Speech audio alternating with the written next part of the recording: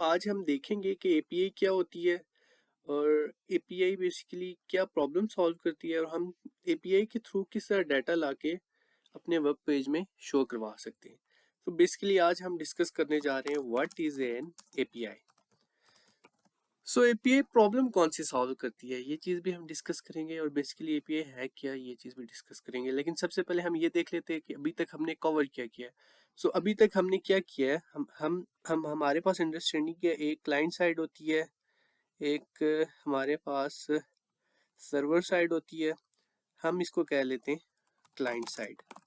Client side क्या है basically, client side हमारे पास सिंपल है HTML एंड CSS और जावास्क्रिप्ट भी।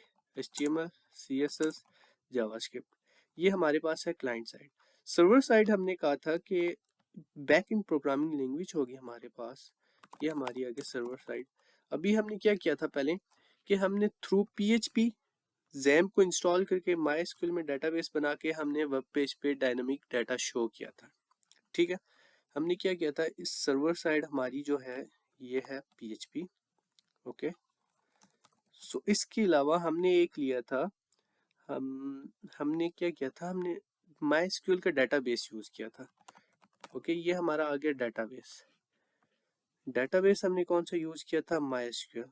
सो हम इसको भी देख लेते हैं, ये हमारा MySQL का डेटाबेस है। सो बेसिकली हम कर क्या रहे थे कि क्लाइंट साइड HTML जो है उसके अंदर हमने सर्वर साइड की प्रोग्रामिंग लैंग्वेज लिखी थी। ठीक है, अब सर्वर जो PHP है उसके अंदर HTML का कोड रन हो जाता है। अब PHP क्या करता था, PHP डायरेक्टली एक्सेस करता था हमारे डेटाबेस को और MySQL से डेटाबेस उठा के जो भी डाटा था उसको प्रिंट करता था। मतलब कि क्लाइंट साइड सर्वर साइड जो है डेटाबेस से कनेक्शन करके डाटा सर्वर साइड पे लाके क्लाइंट साइड पे भी शो करवा देती थी। लेकिन अब हमारे पास एक प्रॉब्लम है कि अगर हमने इस डेटाबेस का जो है डाटा शो करवाना है जावास्क्रिप्ट में क्लाइंट साइड में, तो वो किस तरह शो होगा? क्या क्लाइंट साइड जो है वो डेटाबेस को डायरेक्टली एक्सेस कर सकती है?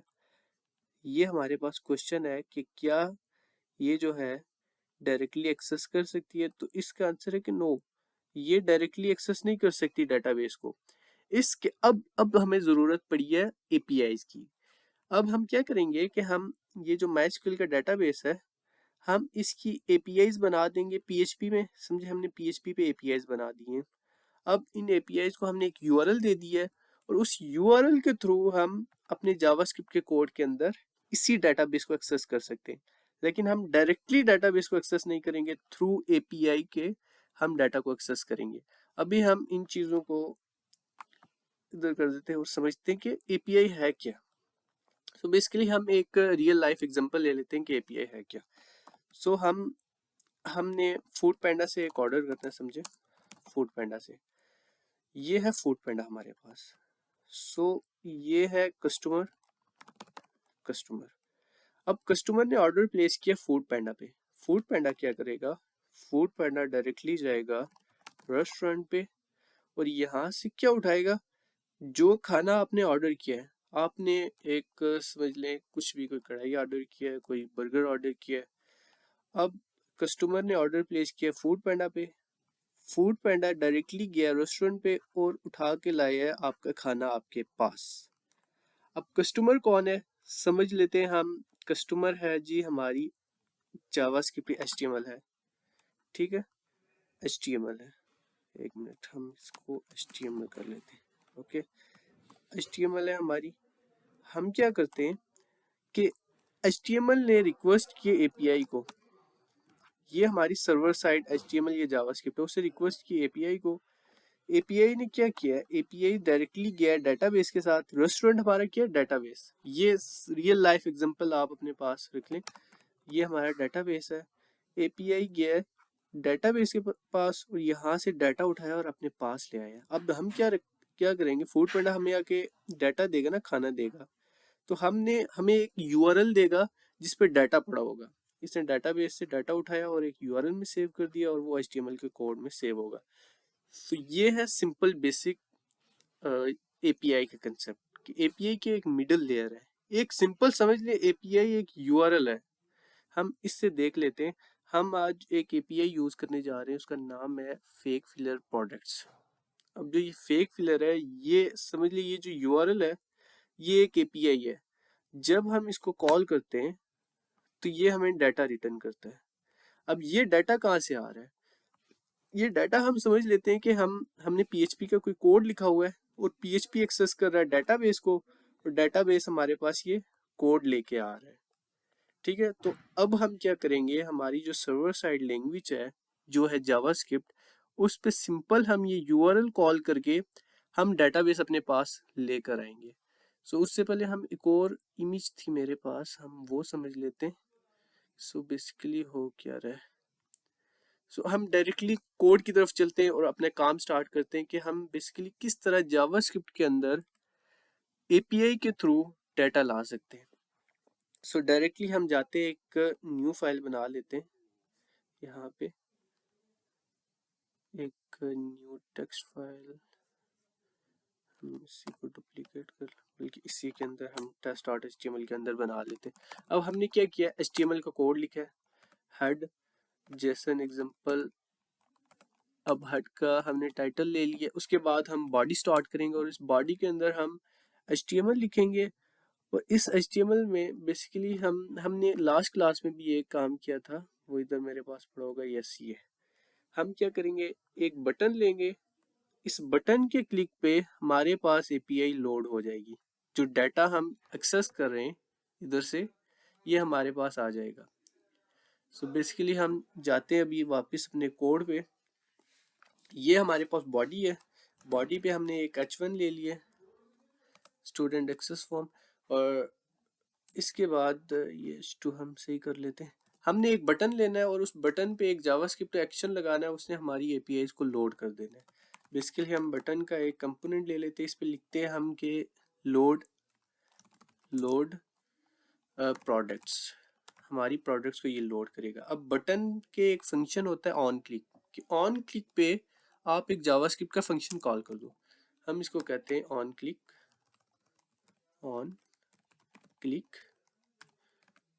क्लिक पे आप लोड एपीआई का फंक्शन कॉल कर दो। अब इसको क्या बताइए फंक्शन है, ये जो डबल ब्रेसेस होती है ना, round braces, double round braces, ये लिखेंगे ना तो इसको समझ आ जाएगी कि ये एक फंक्शन है और वो जावास्क्रिप्ट का है। अभी देखिए हम किधर हैं, सिर्फ अपनी क्लाइंट साइड पे HTML के अंदर। हम अब हमारे पास कोई PHP नहीं है, कुछ भी नहीं है। हम इधर जो है ना डाटाबेस से डाटा लाएंगे थ्रू एपीआई। एपीआई क्या करती है, एपीआई सिंपल जाके आपके डाटाबेस से डाटा उठाती है, अपने पास यूआरएल पे सेव करती है और ले आती है।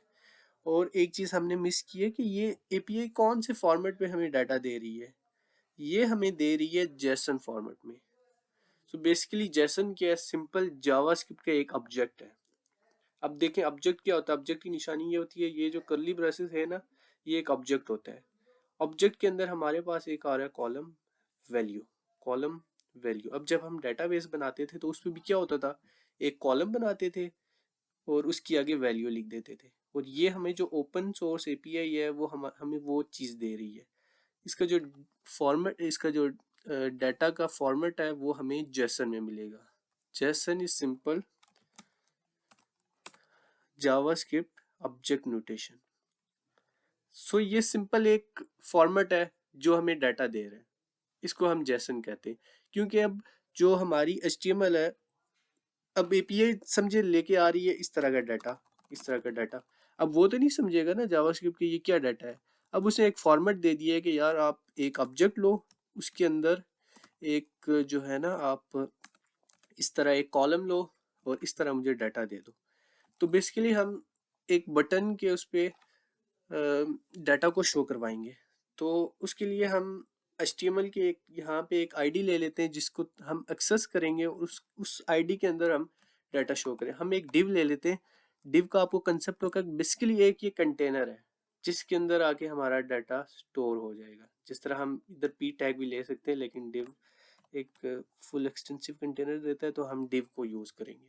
इसके बाद हम जावास्क्रिप्ट का फंक्शन जावास्क्रिप्ट जो है उसको यूज़ करते हैं अपने HTML के अंदर।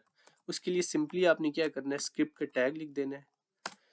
अब इस स्क्रिप्ट के टैग के अंदर हम लोड एपीआई इसका फंक्शन बनाएंगे वो क्या करेगा, वो लोड एपीआई का फंक्शन जाएगा इस यूआरएल पे, इस यूआरएल पे, और ये वाला डाटा हमारे लिए लेके आएगा। अब हमने इसको बताना है जावास्क्रिप्ट के फंक्शन को कि आपने किस यूआरएल पे जाना है और कौन सी एपीआई उठा के लानी है। सो उसके लिए हम एक फंक्शन बना लेते हैं। फंक्शन आपने लाजमी देख के बनाना है कि जो आप कॉल कर रहे हैं वही फंक्शन बना रहे हैं, मतलब जो आप यहाँ पे फंक्शन बनाएंगे ना उसी को आपने बटन पे कॉल करना है। तो हम अभी लोड एपीआई का एक फंक्शन बना लेते हैं। हमने एक फंक्शन बना लिया। अब इस फंक्शन में हम क्या करेंगे कि एक जावास्क्रिप्ट हमें एक फंक्शन देता है फंक्शन की तरह, उसका नाम है फच। फच का सिंपल काम ये है कि फच क्या करता है कि जाता है, फच एक इस यूआरएल पे जाएगा, इस यूआरएल पे, और यहाँ से ये डाटा उठा के लाएगा। सिंपल इसका काम ये है। अभी हम क्या करेंगे कि हम लिखेंगे फच। अब देखें, हमने कोई भी सामान मंगवाना हो ना एक सिटी से दूसरी सिटी के लिए, उसके लिए हम कोई चीज़ यूज़ करते हैं, ताकि कोई गाड़ी यूज़ कर दी है, वो गाड़ी जाएगी और डाटा उठा के लाएगी। बेसिकली फच को आप इस तरह समझे कि ये जाएगा उस यूआरएल पे और हमारे लिए डाटा उठा के लाएगा। अब यूआरएल क्या है हमारे पास, ये वाला यूआरएल है, ये है एपीआई बेसिकली। ये एपीआई का डाटा है, ये एपीआई का यूआरएल है। इस यूआरएल को हमने कॉल किया है। अब है इसका एक फंक्शन डॉट देन। अब डॉट देन क्या करता है कि फच फच ने जाके ये वाला डाटा लाया है, और हम कहते हैं अगर ये डाटा ले आया है तो देन उसके बाद जो रिस्पॉन्स आया है डाटा में उसको जेसन में कन्वर्ट कर दो। अभी हमने जेसन को डिस्कस किया कि ये सिंपल एक मेथड है, जिस तरह ये ऑब्जेक्ट है जावास्क्रिप्ट ऑब्जेक्ट नोटेशन जेसन। ये हमें क्या देता है, एक कॉलम एक वैल्यू, एक कॉलम एक वैल्यू, सिंपल एक स्टैंडर्ड है। हमने अपने डाटा को कन्वर्ट कर दिया है जेसन के अंदर, ठीक है। अब इसके बाद हम कहते हैं जब जेसन में कन्वर्ट हो जाए तो देन जो हमारे पास डाटा आ रहा है, अब एपीआई ने हमें क्या दिया है, डाटा दिया है। अभी हम समझते हैं अभी तक हमारा कोड कर क्या रहा है। ये फच गया है, यहाँ से जाके डाटा उठाया है, और फिर हमने कहा है कि जब डाटा ले आओ देन जो रिस्पॉन्स हमारे पास आया है उसको जेसन में कन्वर्ट कर दो। और जेसन में कन्वर्ट करने के बाद हमने एक डाटा का सिंपल पैरामीटर लिया है। अब क्या हुआ है, जो डाटा ये सारा उठा के लाया नहीं यहाँ से, वो सिंपल हमने इस डाटा में सेव करवा दिया, सिंपल इस पे डाटा में सेव करवा दिया। अभी हम क्या करते हैं कि चूंकि हमने जो ये है डिव में शो करवाना है अपना सारा डाटा, तो हम एक वेरिएबल ले लेते हैं, लेट लिस्ट या डाटा कर लेते हैं हम। डाटा थोड़ी कंफ्यूजिंग हो जाएगा, प्रोडक्ट कर लेते हैं, लेट प्रोडक्ट्स। अब वेरिएबल का हमने आपको कंसेप्ट समझाया था कि वेरिएबल सिंपल क्या होता है, एक आप इसको बॉक्स समझ लें जो हमारा डाटा सेव करेगा। सो ये जो नेक्स्ट जो हमारे पास ये वाला कोड है document dot gate element by ID students, ये क्या करता है, ये एक जावास्क्रिप्ट का फंक्शन है जो आपके एचटीएमएल के कोड को एक्सेस करता है थ्रू आईडी। ये आपने स्टूडेंट की आईडी इसको पास कर दी है। हमने इधर क्या लिखा है, गेट एलिमेंट बाय आईडी के एलिमेंट जाके गेट करो एचटीएमएल का थ्रू आईडी। हमने इसको यूनिक आईडी दे दी है कि आपने एग्जैक्टली इसी डिव को टारगेट करके इस डिव को जो है ना, इस डिव का रेफरेंस सेव कर दो प्रोडक्ट्स में। अभी ये हो गया काम। इसके बाद हमने क्या किया है कि जो हमारी ये प्रोडक्ट्स का वेरिएबल है इस पे अटैच कर दो इनर एचटीएमएल। अब हमने इनर एचटीएमएल को डिटेल से देखा था जावास्क्रिप्ट में, ये क्या करता है कि ये जो जिस तरह ये डिव है ये हमारे पास एचटीएमएल है ना, तो थ्रू जावास्क्रिप्ट हमने एचटीएमएल को एक्सेस कर लिया है, वो किधर सेव है, प्रोडक्ट्स में। अब हम क्या कर रहे हैं, अब हम जो डाटा हमारे पास आ रहा है, डाटा किधर सेव हो गया, अभी ये समझे इस यूआरएल पे गया है, जेसन में कन्वर्ट हुआ है, डाटा के पैरामीटर में सेव हो गया, ठीक है। अब हम चलाएंगे एक लूप। अब लूप चलाने की हमें क्या वो आई है, अब लूप हम इस वजह से चलाएंगे कि हमारे पास जितना, देखें ये डाटा कितना आ रहा है हमारे पास, तकरीबन ये 20 आईडीज हैं, ठीक है। अब अगर हम लूप ना चलाए ना, अब हम इस तरह तो नहीं लिखेंगे ना कि जो डाटा डॉट ID1 और ये स्टैटिक कोड नहीं पास करेंगे, हम लूप चला देंगे। लूप क्या करेगा कि 1 बाय 1 पहले ID1 पे जाएगा, उसको प्रिंट करेगा, फिर ID2 पे जाएगा, उसको प्रिंट करेगा। इस तरह से लूप काम करता है। तो इसके लिए हम यूज करेंगे फॉर ईच लूप। सो इसी के अंदर हम डाटा डॉट, अब इस कोड को समझे। ये डाटा कौन सा, ये वाला डाटा है। इसके अंदर हमारा सारा ये डाटा पड़ा हुआ है, ये जो ऑब्जेक्ट्स आ रहे हैं ना, ये सारे इसी डाटा के अंदर पड़े हुए हैं। इसके साथ हमने एक फॉर लूप अटैच कर दिया है, फॉर ईच लूप।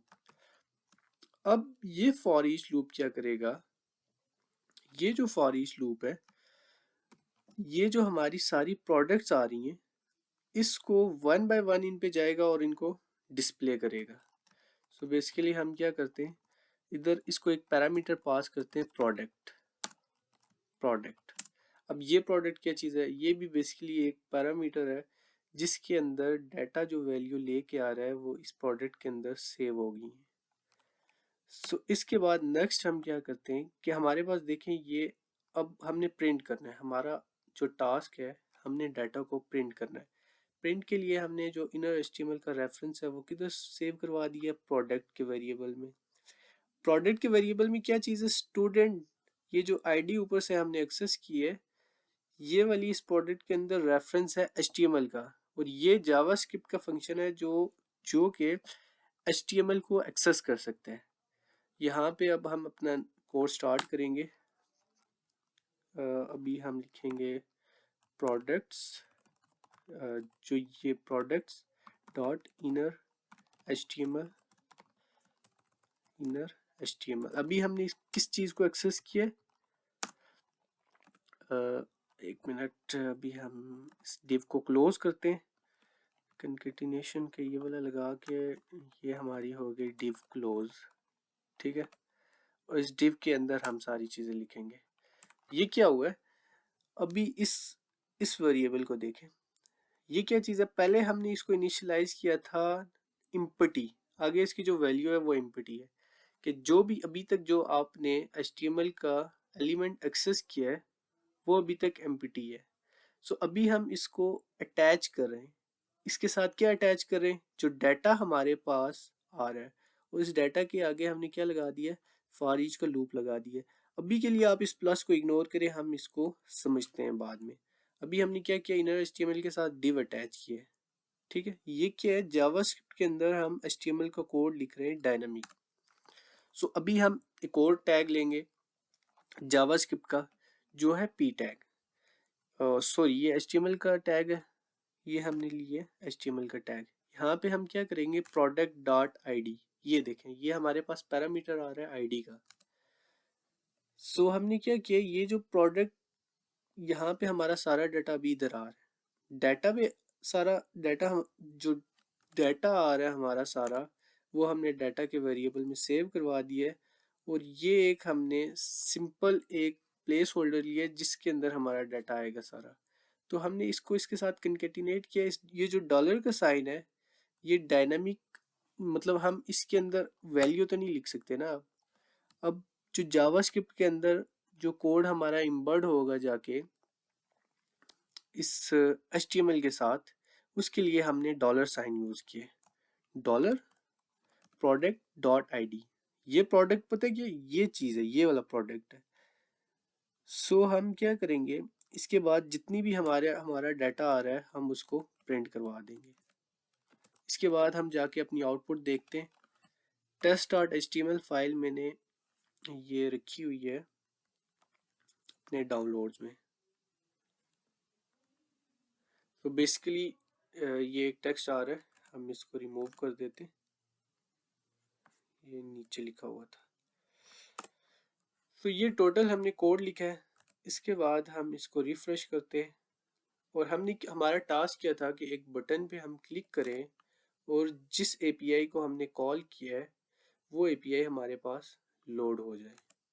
तो हम सिंपल इस लोड प्रोडक्ट्स पे क्लिक करते हैं और चेक करते हैं कि हमारे डाटा पे क्या आ रहा है। सो अभी इसने जो है ना हमें एक एरर दे दिया। एरर क्या है कि हमने फॉर ईच की स्पेलिंग गलत लिखे। अब ये जो लूप्स हैं और इनके जो स्पेलिंग्स हैं वो रिजर्व्ड हैं जावास्क्रिप्ट में। आपने इन सारी चीज़ों का ख्याल रखना है जब आप कोड लिख रहे होंगे कि फॉर ईच की स्पेलिंग आपने सही लिखने, जो जो कि मतलब जावास्क्रिप्ट ने रिजर्व्ड किए होंगे सारे स्पेलिंग। सो ये हमने फॉर ईच की स्पेलिंग सही किए। अब लोड प्रोडक्ट्स पे क्लिक करते हैं। देखें, अब हमारे पास जो डाटा इस यूआरएल में पड़ा हुआ था, हमने क्या किया है कि जावास्क्रिप्ट के थ्रू हमने फच के मेथड के थ्रू इस यूआरएल को कॉल किया है, डाटा अपने पास लाया है। इस डाटा को इनर एचटीएमएल को एक्सेस करके एचटीएमएल के पेज के थ्रू हमने अपना डाटा शो करवा दिया और इधर लूप लगा दी है। अभी हम थोड़ा सा इसे प्रोमिनेंट कर देते हैं। इधर हम स्टाइल यूज़ कर लेते हैं, किसी तरह ये स्टाइल यूज़ कर लेते हैं डिव के अंदर। सो ये थोड़ा हमें अच्छा नज़र आएगा। एक मिनट, ये हमारा डाटा लोड हो रहा है, ये हम इसको लोड करते हैं। देखिए ये हमारा सारा डाटा लोड हो गया। अब इस पे कितनी आईडीज आ रही हैं? 20 आईडीज आ रही हैं। अब इधर हम देखते हैं ये जेसन का डाटा है जिसको हमने एक्सेस किया अपने ब्राउज़र के पेज में। ये देखें इसके अंदर 20 आईडीज आ रही हैं। सो हमारा जो टास्क था वो यही था कि हमने एपीआई के थ्रू वेब पेज में डाटा को लाना है। सो उसके अलावा एक और मैंने आपको कहा था कि ये जो प्लस का आइकन है इसको आपने समझना है। अभी हम प्लस को हटा देते हैं, फिर देखते हैं कि हमारी आउटपुट क्या आएगी। अभी हमने इसको लोड किया, हमारे पास देखिए सिर्फ ID 20 आई है। अब इसने क्या किया है कि ID को भी एक्सेस किया, टाइटल प्राइस हर चीज़ को एक्सेस किया, बट इसने क्या किया है, अभी हमने प्लस हटाया तो ऊपर वाली जितनी भी रोज थी वो इग्नोर कर दी है इसने, क्योंकि ये हमारे पास लूप चल रहा है। तो प्लस साइन क्या करता है, कनकेटिनेट या इम्बर्ट कर देता है जो आपके सारे कंपोनेंट होते हैं। तो इस तरह जब हम प्लस का साइन लगाएंगे तो हमारे पास जो सारा डाटा है वो सारा डायनेमिकली लोड हो जाएगा। तो बेसिकली हम इसको आज इधर ही कंक्लूड करते हैं और यही हमारा टॉपिक था कि एपीआई होती क्या है, हम एपीआई को एक्सेस किस तरह करते हैं, एपीआई को यूआरएल के थ्रू एक्सेस करते हैं, और एपीआई ने हमारी कौन सी प्रॉब्लम सॉल्व की है, और हम अपने वेब पेज के अंदर एपीआई को यूज़ करके डाटा को डायनेमिकली डिस्प्ले करते हैं through client side programming language.